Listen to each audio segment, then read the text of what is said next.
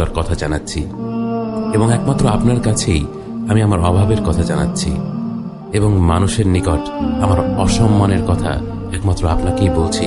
হে আরহামার রাহিমিন, আপনিই তো প্রতিটি দুর্বল ব্যক্তির রব এবং আপনিই আমার রব। আপনি কার কাছে আমাকে ছেড়ে দিলেন?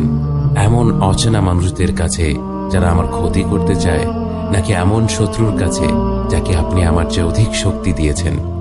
হে আল্লাহ, যদি আপনি আমার উপর রাগ না করে থাকেন তাহলে এর কিছুতে আমার কিছু আসে যায় না, কিন্তু আপনার আশ্রয় পেলে আমার পরিস্থিতি আরেকটু সহনীয় হবে।